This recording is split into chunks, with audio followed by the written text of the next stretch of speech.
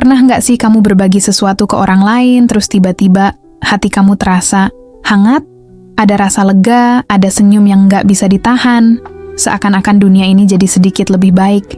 Nah, pertanyaannya, kenapa ya berbagi bisa bikin kita sebahagia itu? Kenapa justru ketika kita memberikan sesuatu, kita malah merasa lebih kaya? Coba deh pikirin, pernah nggak kamu kasih makanan ke seseorang yang kelaparan? Atau nolongin teman yang lagi butuh?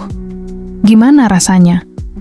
Ada sesuatu di dalam hati yang bilang, wah, gue melakukan hal yang bener nih.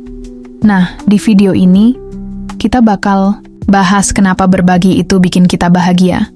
Plus, kita bakal cerita kisah nyata yang bisa bikin kamu percaya kebaikan itu menular. Oke, tapi masalahnya, kenapa banyak dari kita malah ragu buat berbagi? Kadang kita mikir, kalau gue kasih, nanti gue kurang buat diri sendiri. Atau, nanti kalau orang itu malah manfaatin gue gimana? Kita hidup di dunia yang makin sibuk, makin individualis. Semua orang fokus ke diri sendiri, sibuk ngejar sukses, uang, jabatan, dan lupa satu hal penting, bahwa kebahagiaan sejati itu bukan cuma soal memiliki, tapi soal memberi. Ada penelitian menarik dari Harvard yang bilang, orang yang sering berbagi, entah itu uang, waktu, atau perhatian, ternyata jauh lebih bahagia dibanding mereka yang cuma fokus buat diri sendiri. Kok bisa? Karena ketika kita berbagi, otak kita mengeluarkan hormon kebahagiaan, endorfin dan oksitosin. Itu loh, hormon yang bikin kita ngerasa puas, damai, dan terkoneksi sama orang lain. Tapi kalau berbagi itu bikin bahagia, kenapa masih banyak orang yang pelit? Karena banyak yang belum ngerasain sendiri dampaknya. Nah, buat kamu yang masih ragu dengerin cerita ini kisah tentang seorang pria bernama Pak Darman. Beliau adalah seorang kakek yang hidup di jalanan. Setiap hari beliau duduk di depan warung makan, berharap ada yang memberinya sisa makanan. Suatu hari, seorang anak kecil bernama Raka melihatnya. Raka lagi jalan sama ibunya sambil megang es krim. Pas dia lihat Pak Darman, dia berhenti, lalu tanpa ragu kasih es krimnya. Awalnya, ibunya kaget. Tapi tahu nggak apa yang terjadi?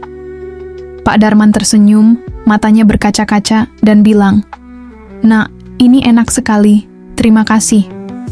Raka nggak kehilangan apa-apa. Dia malah ketawa, senang melihat Pak Darman bahagia. Dari situ, ibunya sadar, berbagi itu bukan soal berapa banyak yang kita punya, tapi soal seberapa besar kita peduli. Dan Raka, dia nggak merasa rugi, justru dia merasa jadi pahlawan kecil hari itu. Nah, sekarang pertanyaannya, kalau berbagi bisa bikin kita bahagia, gimana caranya mulai berbagi dalam kehidupan sehari-hari? Tenang, kamu nggak perlu jadi miliarder buat bisa berbagi. Cukup mulai dari hal kecil, seperti ini. Nggak harus uang. Kalau kamu punya waktu, kasih waktu. Kalau kamu punya tenaga, bantu mereka yang butuh. Kalau cuma bisa kasih senyum, kasih senyum.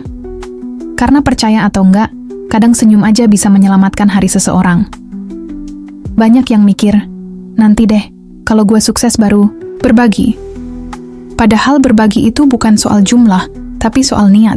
Kamu punya 10.000, kasih 2.000 aja udah bikin orang lain senang.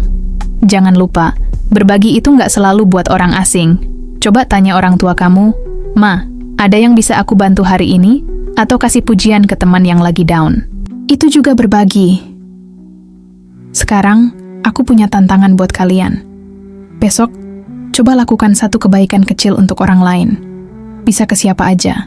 Lalu ceritain di kolom komentar, apa yang kalian rasakan setelah berbagi. Gue pengen tahu, apakah kalian ngerasa lebih bahagia? Jangan lupa, kalau video ini bermanfaat, tekan like biar lebih banyak orang yang terinspirasi. Share ke teman-teman.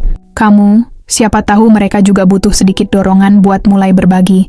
Dan subscribe kalau kamu mau lebih banyak video inspiratif kayak gini. Karena dunia ini butuh lebih banyak kebaikan, dan semuanya bisa dimulai dari kita.